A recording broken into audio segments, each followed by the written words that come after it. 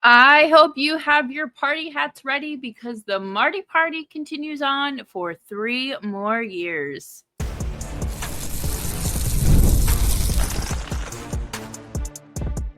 You're Locked On Flames, your daily podcast on the Calgary Flames. Part of the Locked On Podcast Network, your team every day. Hello, everybody, and welcome to today's episode of Locked On Flames. As always, I am your host, Jessica Belmosto, and thank you so much for joining me. Today's episode is brought to you by Game Time. Download the Game Time app, create an account, and use code LOCKEDONNHL for $20 off of your first purchase. Today, we are going to be talking about Martin Pospisil's extension that he just signed today. 3 years, $2.5 million a year. Great deal in my opinion. So we'll talk about that, what he brings to the team, and kind of where does he fit in this next season in this overcrowded forward group. Make sure you subscribe to Locked On Flames wherever you get your podcasts, as well as YouTube.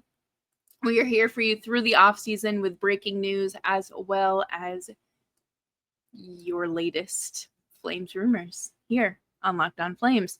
But let's talk all about Martin Pospisil. It was his agent, Dan Milstein, who posted the announcement before the Flames. And, you know, that is a very Dan Milstein thing to do. For those of you who maybe don't remember, Milstein was Zadorov's agent at the time of the 7 UFAs debacle. And he broke mid game that Zadorov wants a trade, and it was just very awkward and uncomfortable. But let's talk about better things. Martin Pospisil had 25 points in 81 games this season. He is not your scorer. He is not on the ice to go out there and have the finesse of Nazem Kadri with the shot like Matt Coronado and the finishing power of Connor Zary. That is not the type of player Martin Pospisil is. And that's fine. And we're going to talk more about, you know, what he contributes to the team in a little bit. But everyone on this team, on any roster, in any sport, has a role. And you're not just there to plug a spot on the lines.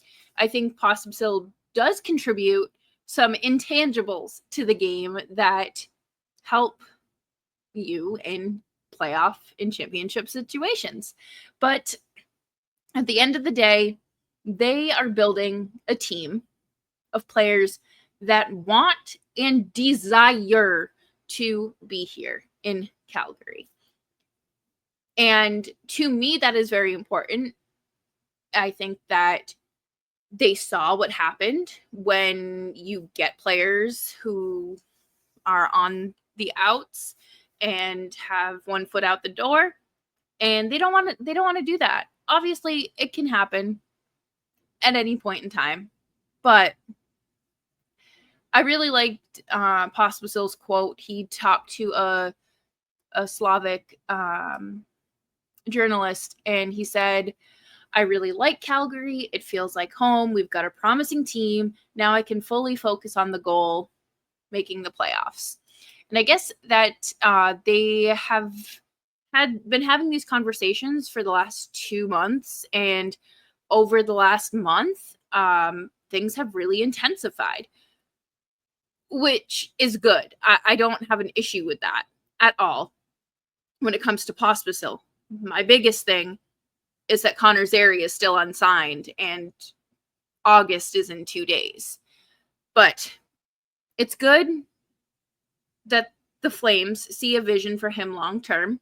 It's cool that he sees himself in Calgary for another 3 years. I think $2.5 million is a very fair price tag to come along with a player that is going to likely be a fourth liner during his time in Calgary. And, you know, maybe at some point he does move up to the third and is kind of a rotating bottom six guy. And that's not a derogatory thing. Again, every line has a role. And I think back to a few years ago with the Mangiapane, Coleman, and Backlund line. That line was out there to play defense. They were a defense first line. And that's what you needed. They scored. They had great scoring talent. But you have a role. And I think we all know what Pospisil's role is, and that is to be the player that gets under your skin. And I think a $2.5 million, a year salary, I would happily be a pest. I would talk all the smack. I mean, I do it for free on this, well, not free on this podcast, but I do it for free at work. But I like this contract. It is fair. Could the Flames trade him? Yes, of course. But I don't see that being on the table anymore, especially after signing this deal. In all honesty, I kind of expected the Flames to trade Pospisil at the deadline this season, because he this season he was going to be on an expiring contract. So it's nice to see that we have another player that actively wants to be in Calgary and has this workhorse mindset, because the Flames have their work cut out for them, and we are watching that with the lack of moves and the offseason transactions that we have seen so far. But coming up next, we're going to talk about the intangibles as well as tangibles that Martin Pospisil brings to the Flames, and just why they are of great value.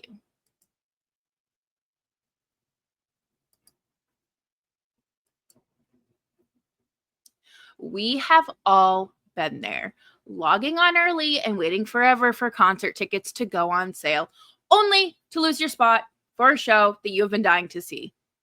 Live music shouldn't be about the stress of getting tickets, but rather about making memories. And that's exactly where Game Time comes in. Game Time makes getting concert tickets faster and easier than ever. Prices actually drop as it gets closer to showtime, and you can save up to 60% off with their killer last-minute deals. I used Game Time to go to multiple Flames games last year. Super easy, great deals, and it pointed me immediately in the direction of those good deals. The app is super easy to use, and you know what your view from your seat looks like, regardless of which ticket set you click on. Take the guesswork out of buying concert tickets and show tickets with Game Time. Download the Game Time app, create an account, and use code LOCKEDONNHL for $20 off of your first purchase. Terms apply. Again, create an account and redeem code LOCKEDON NHL for $20 off. Download the Game Time app today. Last minute tickets, lowest price guaranteed.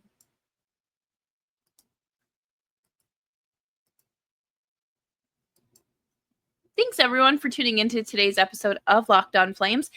This is not an episode that I intended to do today as we continue through our Under the Microscope series, but it is great news to see that Martin Pospisil will be a Calgary Flame for at least the next 4 seasons. So, what does he bring to this team? Let's rewind, because he is going to be under a little bit of a microscope here. To me, Martin Pospisil is a player that is like the mosquito flying around your head. And you either give into it or you take care of it. And that's where I worry. Because Martin Pospisil has had at least 5 or 6 concussions. The last one he suffered in the AHL nearly ended his NHL career. He was ready to retire at, I think it was 21 years old, because of the severity of his post-concussion symptoms, the toll it took on him mentally, and he didn't know if he could do it anymore. I read a really good article about that, and I will have to, I'll look for it and either link it in the show notes or I'll post it on Twitter, but it is devastating to think about, because we see these players year after year after year put their bodies on the line, risk their health, and just to have it potentially ripped away from them as they're getting to the starting line of their professional career or during their prime, and it has to come to an end. It's just one of those things that are the unfortunate parts of the sport. But I do worry about his concussion history, because he plays a very specific style of hockey that is dangerous, or can be dangerous, I guess. He has already been suspended. He very much is very close to crossing the line and plays on the edge, and Huska's talked about that a lot. I think this last season was a little bit better than where we were. But at the end of the day, his health matters as much as what he's contributing on the ice, because they go hand in hand. But on the bright side, he is nasty and relentless on the forecheck. He does not need to be a scorer to contribute to this team. He, like I mentioned a few minutes ago, he is the mosquito that is flying around your head and you just want to smack it. Or if you know you'll let it be, it'll go on its way. And that's the type of player you need. You need someone that's going to get under someone's skin and egg them on and, get them to act first. Get them the penalty. But Pospisil takes a lot of penalties. So that's something we're going to have to work on this year as well. Jay Fresh posted Pospisil's hockey card and called him a crummy finisher. And that's not a lie by any means. But again, his job isn't to score. I think that you have to look at Martin Pospisil as a player like a Matt Rempe. Unfortunately, the two play a very similar style of game with the dangerous hits. And I think that there is some level of denial there from Flames fans, but I think it looks worse because Rempe's taller and bigger, but ultimately they have both done the same things. Reckless hits, dirty hits, even if it's not with intent to injure, it happens. Neither of them are out on the ice to score. And that's okay, because again, they are not being matched with a line, typically, that is going to be scoring. That they have to worry about that with. I think, again, my concern comes with him playing on the edge and getting carried away because, again, suspensions, injuries, not only to the player that he is hitting or whatever, but to himself. Because, like I mentioned just at the start of this segment, his concussion history, he could truly be one bonk to the head away from having to call it a career. Now, do I think that that's the case? No. And I honestly I've thought these last 2 seasons he would kind of be a little more cognizant of where and how he hits because of his experience with concussions. But then I remember hockey players, sometimes it's more of an emotion, heat of the moment sort of thing, rather than like using our frontal lobes. But that's okay. It happens, I guess. You need a guy like Pospisil on your roster. You need a guy who is going to get under someone's skin and do it well. I think what we're going to see is something similar. Now, I'm not saying he's going to become Brad Marchand by any means, but I think we're going to see that kind of step, I guess, in terms of him just constantly being a pest. And just, like, you're going to be annoyed that you're playing the Flames because Martin Pospisil is going to be yapping and talking your ear off. And that's good, because you already got them kind of rattled. And that's good. But again, ultimately, he's not a scorer. So if you're expecting him to go out there and score 15 goals this season, I think you are sorely mistaken. Probably going to be a fourth liner. Okay? That's that. He has a role on this team, and the Flames have figured that out. And coming up next, we're going to talk about, the expectations, because it is, I talked about it these past 2 episodes with Weegar and Coronado. Like, what do we expect from them?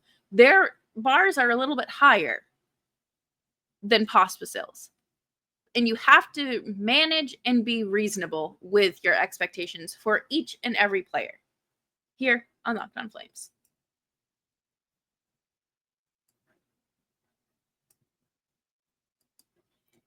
Thank you, everyone, for hanging out with me today on Locked On Flames. Make sure you're following me on Twitter at Just Belmosto.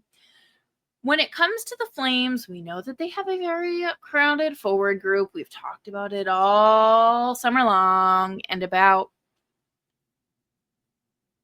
what do the Flames do with this many players if they're not going to move forwards out? Well, thank goodness for the win column, because they put together a very good, I guess, depth chart is what you could say, of what the Flames roster may look like. So I'm going to pull that up. Let's see. If you're watching on YouTube, hopefully this you can see here. Okay, well, there's ads. But up here, you have Jonathan Huberdeau, Kadri, and Coronado as your first line. Zary, Backlund, Coleman as your second. Farabee, Frost, and Sharon Govich as your third. And your fourth line is going to likely be Lomberg, Pospisil, and Klapka, with your extra forwards being Hunt, Kirkland, and Suniev. I think that that's fair. I think that that is a very good depth chart. I like that. Stop sharing the screen there, so now you can see. But what happens? I think it's cool that we have seen Pospisil kind of take on the responsibilities of a forward, or sorry, as a center. He's always been a forward. As a center, and really, I didn't necessarily expect that out of him. I thought we would see Zary doing that a lot more, in all honesty. But again, everyone's path is different. Given the Flames' current roster, their depth, the overcrowding, I wouldn't be surprised if you see him on the fourth line to start the season. And I guess depending on injuries and health, floating through the middle six is likely. And then on the off chance, he starts getting hot, you bump him up. We know that Huska has no issues throwing the lines in a blender and seeing what works, throwing whatever to the wall and hoping it sticks. And that's fine, because sometimes that's what you need. When you have a group that is as offensively challenged as the Flames, sometimes you just gotta hope that one line strikes hot and like that chemistry builds, and then you're able to score more at 5-on-5 or really in general. But I do think that Pospisil, the expectation for me anyways, would I like him to score at least 10 goals next season? Yeah, I would. Do I want him to, am I going to hold him to that standard? No, not necessarily, because I think that he doesn't have the strongest teammates around him, limited ice time. You aren't going to see him out there really for special teams. So I'm fine with him anchoring the fourth line. I really don't have an issue with that. And I think it'd be silly to come on here and be up in arms about Martin Pospisil, oh, he needs to be a 20-goal scorer. No. He's never been a 20-goal scorer. He will never be a 20-goal scorer. And you have to take a lot of things into consideration. And he played well when he was, playing with Kadri and Huberdeau, but at the same time, you have better options to put up there rather than forcing him to play up. And that's reasonable to me. So I'm interested to see if Ryan Lomberg stays in the lineup all season long. I will say that. To me, it would make more sense to play someone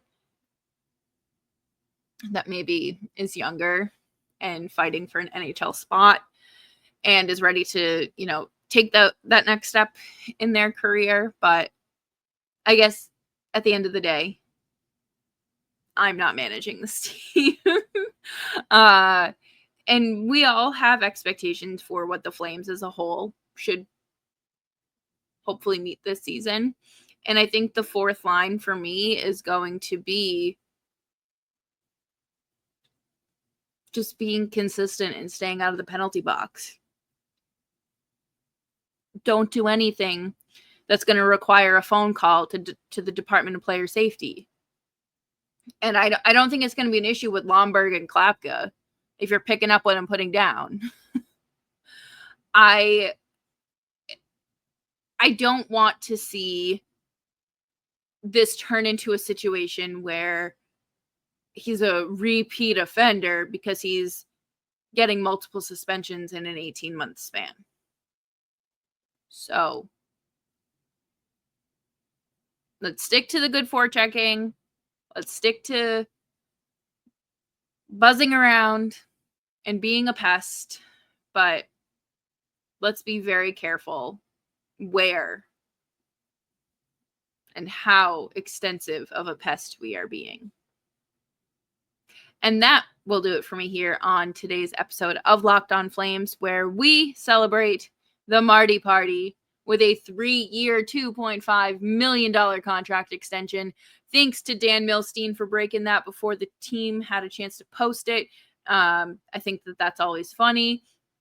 And yeah, just super exciting stuff. I think that we're watching the Flames group come together and building something. We're getting a little bit of a foundation there. But that'll do it for me here on this episode of Locked On Flames. Thank you all so much for joining me. Have a fantastic rest of your day, and I will be back later with any more news, but also more than likely a Craig Conroy Under the Microscope episode. Bye-bye.